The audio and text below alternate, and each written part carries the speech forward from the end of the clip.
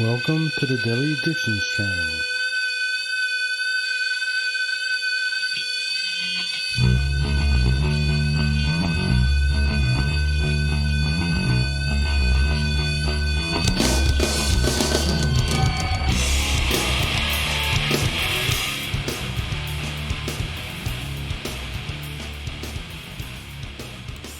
Thank you for joining me. I am Joseph F. Ulsis, Addiction Master on Twitter and social media. This episode podcast, I think I am titling I Am I. It's reference to a Queensryche song. It'll be a quick, hopefully quick, introduction to who I am, a brief triumph and tragedy type podcast. Get to know me, a little bit of my struggles and what I am doing now, where I'm heading. So let's start with being born and raised in Brooklyn, New York, 1971. So you know what that comes with, Star Wars. I was in Canarsie. My first memories are with my mother's side of the family. Around first grade, let's say, we were taken to my grandparents on my father's side. I would say the first time I cut out was there. I remember Elvis dying when I was living with them. My mother went to get an apartment in Sheepshead Bay or Gravesend. So in time, my mother came, took us, and I would say there wasn't anything apparently wrong with my childhood. Seems pretty normal except for the father not being around, things like that. Most of my great childhood memories start there on Homecrest and U. First grade, 153, or PS 153. Great friends I've made in first grade up till 5th grade, 6th grade. Some are still my best friends. And you can look at it as my first introduction to Dungeons and Dragons, what it was about this time. I was a huge Kiss fan, loved rock and roll, reading books, mostly Stephen King horror novels. Looking back, I remember the suitcases with the record player. You'd open it up. Eventually, though, I started noticing things wrong in the house or the apartment, and fights and arguments. I think it started me not sleeping. Some nights I would even go right to school without sleeping. I would be worried what was going on. And I would say I was very empathic, a little withdrawn, very emotional. I had good friends though, my older brother, my aunt and grandfather on my mother's side. He taught us how to box, my grandfather, and I actually thought I was going to be a boxer growing up. He would make all my friends fight each other. One time, taking a dog for a walk, he made me shadow box against the side of the wall, and I would build up a sweat while the dog did its business. And I remember asking him, "Oh, I can't wait to be a professional. I can't wait to box and get some fame." I don't know what I was thinking at that age. And he said, "You're not gonna be a boxer. I only taught you so you could defend your mother and your aunt. You'd probably be a baseball player or something like that." That's the type of person he was. He would sit out front with the dog. And I think as a child, everything was great. My family wasn't super religious, maybe culturally Catholic, looking back. Although I did rebel against my communion. I think that's the first thing. I never got anything after that, but I remember rebelling against that, not liking it at all. And I think it's around 5th grade, I got thrown out of religion instructions. And religion instructions was public schools in Brooklyn at around 1:30 on a Wednesday, let's say. It would let you out and you would go to a church, learn church stuff. And one time a friend drew a picture It was hilarious, and I laughed, and I laughed until I was crying. I had to be snapped out of it by a stick or a ruler snapping and slamming on the desk. Looking back now, memories for what they are, I stood up with my hands and fists at my sides, I guess defiantly. And for 2 weeks, I made believe I was going until one day I came home and my mother had a letter from the church. And I mean a letter in the mail, snail mail. There was nothing at that time. She was looked upset and angry when she read the letter. They were worried about my behavior or discipline, something. And this was the first time I think I felt like an adult when she asked me if I wanted to go back. And I said no. But the deal was I had to come home when they went for religion instructions and read a book, which I loved. I loved reading ever since I could first remember. I read all the novels I could. In time, though, after getting into things like Dungeons and Dragons, and my brother asked me to draw for him, I started noticing something different, something happening in my house, my family. Looking back in hindsight, it seems that after an operation, my mother got addicted to pain medication. And eventually that spiraled into a mental breakdown or mental health issues eventually. But it was around this time, 5th grade, 6th grade, that a couple of things fell in place for me. One was my friend asking me to come over. He had just learned how to play guitar, and his favorite band was Kiss. And there you go. I knew him since 1st grade, but you know, when the bonds get stronger around 5th grade or so. So he taught me how to play, and it was a great outlet. I'm forever grateful. It was pretty okay as a rhythm guitarist, I guess, but I liked writing the songs, at least the, I guess, therapy of it. And another thing was a couple of other friends from 1st grade-ish were getting into D&D.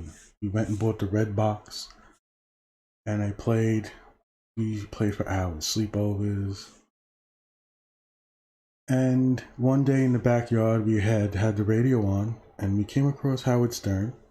I can't say everybody got hooked, but I remember it was the NBC days, and I was really interested, and I followed him from then on at any opportunity I could. And one of the things I took from it was transcendental meditation. So I was trying to see how that would fit. I had just got a girlfriend, first love of my life, and everything was avoiding my situation at home, my mother, and the issues that we were having. In time, by the time, I'm guessing around 16, when it got real bad, where she would stay in the kitchen, not eat, talk to herself. My mother was going through some bad stuff. We tried to help, and she would call the police on us, so nothing was working really. It was about then I had to drop out of school, got a job, took a Dunkin' Donuts. Although I've worked previously folding newspapers, and my grandfather had us at the fruit market he had on 86th Street.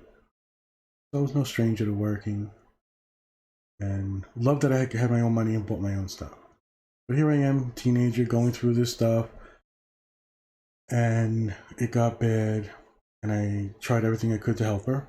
So I delved into all the books I could, dozens of books on psychology, even clinical psychology, course stuff, anything I can get from people going to college, and learned as much as I could to try to help her. I was sitting in the kitchen for hours, trying to get through to her. I even learned or read about how magicians fool us, mentalists, and con men. It's about human behavior, neurology, whatever I can get my hands on. And I would say around 17 or so, she got better. To this day, not the same person in a way. Still my mother, still I love her. Just not something different. Anyway, it was about 18 years old. about 4 days before Christmas, having to get together with some friends, two of my best buddies and one of his girlfriends. And she was a good friend also. And we were smoking a little bit of weed, drinking, and he came into the room with us with a gun, sat down and pointed at us. And looking back, I think my memories were I had a bad feeling he wanted to do something bad. And he was a unique character. His parents didn't treat him well, would do crazy things, and always the extreme. But when we finally got through to him and I took the gun, there were bullets in it. So I got mad, really mad. And somewhere in this night, I decided to bring the bullets and the gun back to his parents, and he begged me not to. And I learned a valuable lesson about truth over feelings. He was the type of kid who they would throw him out, he would have money to eat. I had gotten him a job at Dunkin' Donuts at that time. So he convinced me to give him the gun. He promised he would bring it back, put it away. I don't know how much time later, 10 minutes, we're having sort of fun, hanging out in the room. He comes back in, points the gun at his eye, pulls the trigger, and kills himself. And I had been about a foot and a half away from him, standing up.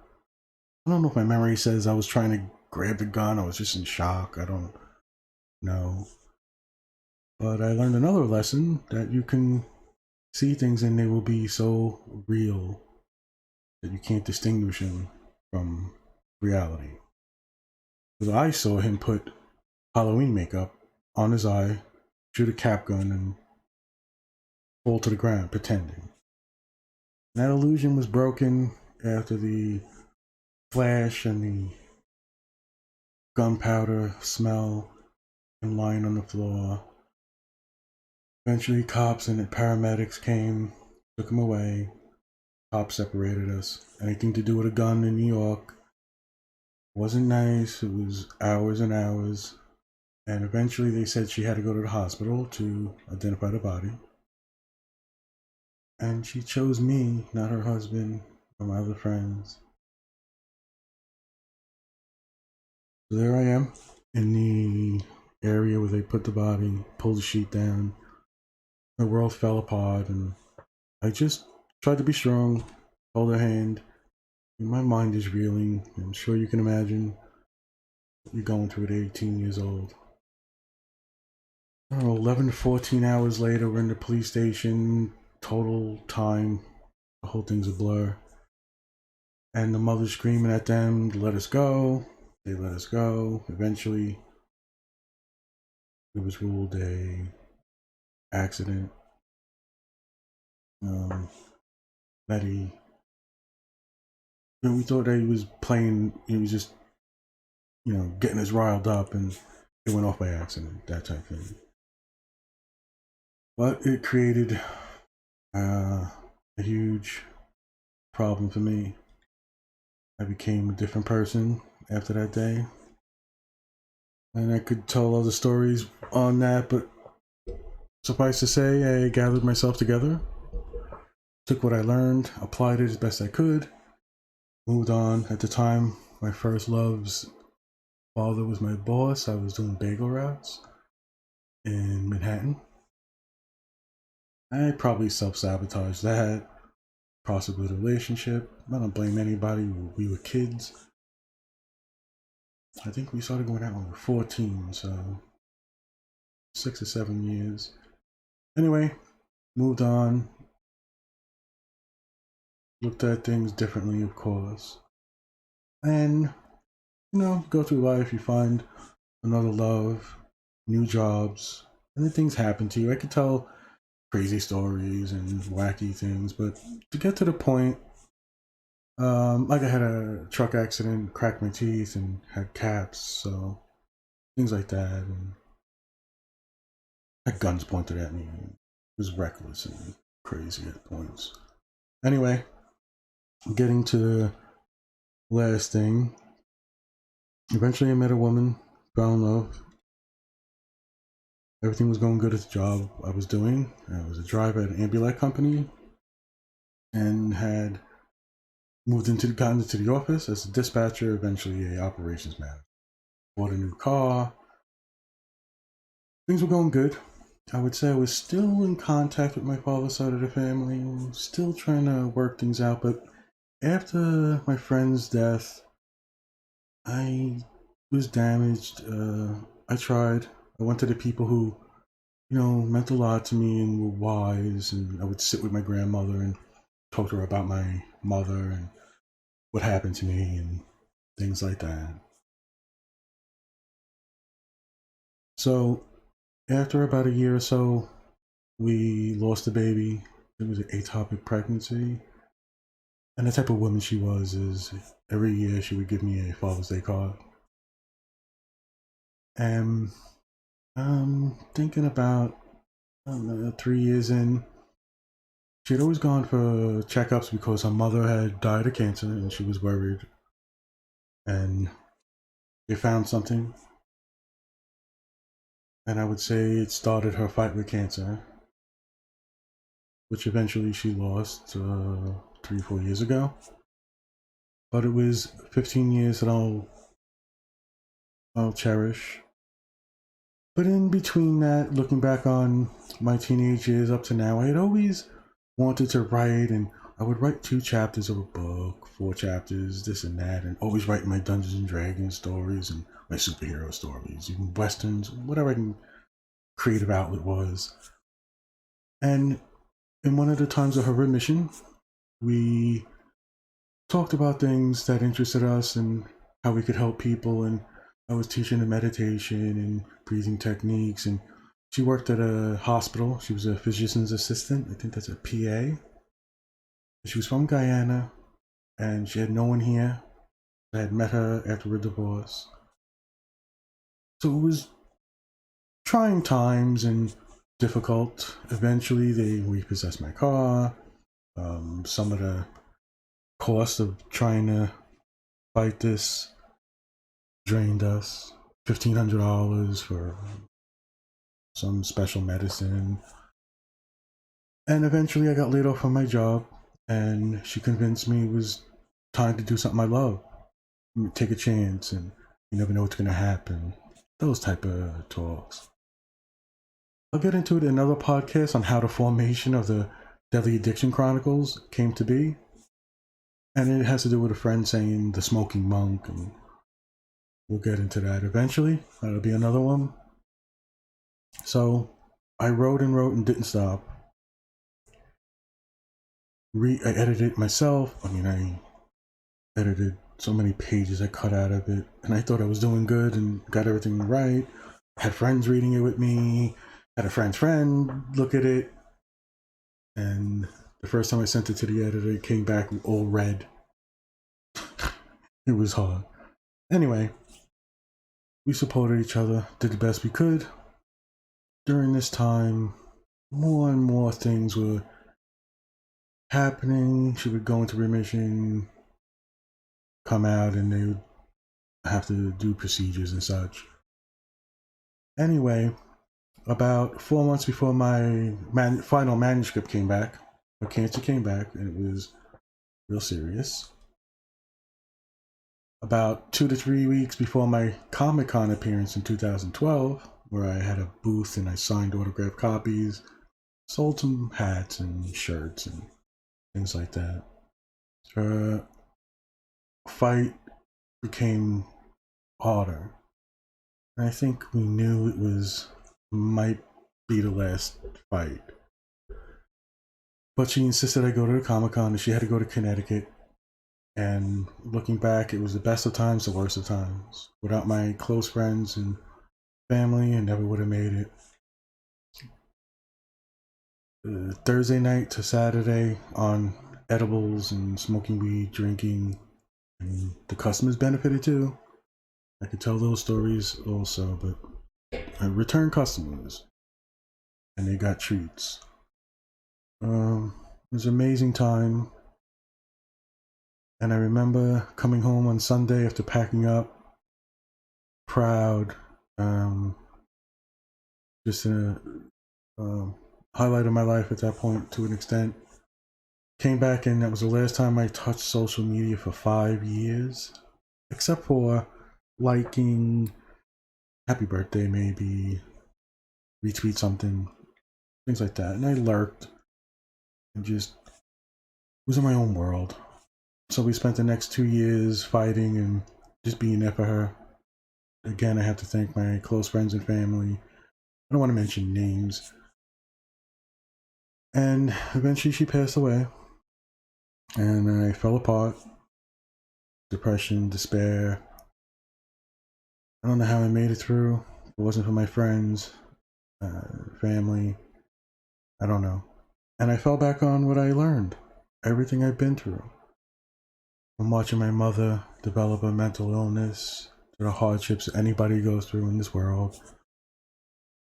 And things that fit in, me meditation, interest in psychology, and it wasn't enough to help me and save me from some shitty times, but it was enough to get me on the right track again. And another sort of life preserver came into my life as a co-worker. At the time I'm in a fog, I'm still working part-time jobs, trying to pay rent and stuff, but it was worse then. And he said he thought that the earth might have been flat. And I was kind of shocked about it. I remember going home and checking the community I had always lurked in for years, understanding that I was an atheist in my later teens and such. I had always loved debates on atheism and religion, and these communities were always there. Although on Twitter, I think I started in the author community, and that's where I was promoting and trying to get my book and all the ideas I had. I wrote a script for the movie, cartoon, a trading card game, and I had a lot of outlets for the idea and the world building. So I got myself together, decided I would restructure, reforge myself. And one of the shows that I found had someone I was familiar with from the past and someone new. I don't want to mention names or whatever. And the way he thought, the people he interviewed, the things he would write on his own show or his blog, even the way he argued and focused his arguments in a certain way, I started getting into philosophy. And I started pulling more things into my repertoire or the skills and building myself up and filling the gaps to recreate myself, to get myself out of this web of despair. And sometimes it's not just a blanket of depression. It's, for me, a web, and it always sticks to me. It always tries to smother me, and I have to rip it and pull at it just to get fresh air. And that's how it seems sometimes. And I use this new knowledge and this new resource and got myself together. Started becoming more active, more friendly with my friends, more social. I would say I remember talking to one of my best friends, or he's like a brother, and saying I couldn't pull the trigger. I'm ready. I'm back. I'm ready to try this, and I just couldn't pull the trigger. And I knew I had to change who I was, the way I looked at things, the way I took information in, the way I spoke and addressed situations. So I became more of a truth over feelings type of person and became more of an activist, sticking up for myself and those I deem worthy, I guess. And here I am now. I want to do lots of creative things on the channel. And I want to do some helpful things. I want to teach or remind people of breathing and meditation techniques that you can teach children, that they will grow up with, and it'll foster critical thinking and give them the tools needed to navigate life and emotions and feelings and thoughts. So that's what this channel will be. It'll be a creative outlet for me. It'll be some serious stuff, and I've already got a Bigfoot rant about the community, crazy things. Get some friends to do some movie, TV reviews, and things like that. But I'm here to say I've come through some dark times and some triumphs, and I'm not special, and I don't think my pain or struggles are worse or any different from what everybody goes through. But I am I, and I look forward to hearing from the community, whatever it turns out to be. I want to know that I'm here as a friend, someone to listen to. Contact me on social media. I'm always up to listening and understanding, hopefully. And we'll see where this goes. This might be my first podcast upload video. It depends on what sequence I put them in. I got the first couple of 3 or 4 ready, sort of outlined. So thank you for joining me. I am Joseph F. Olsis, and I look forward to chatting with you again, hearing from you. You all know what to do. Thank you for listening to me. Until next time, take care.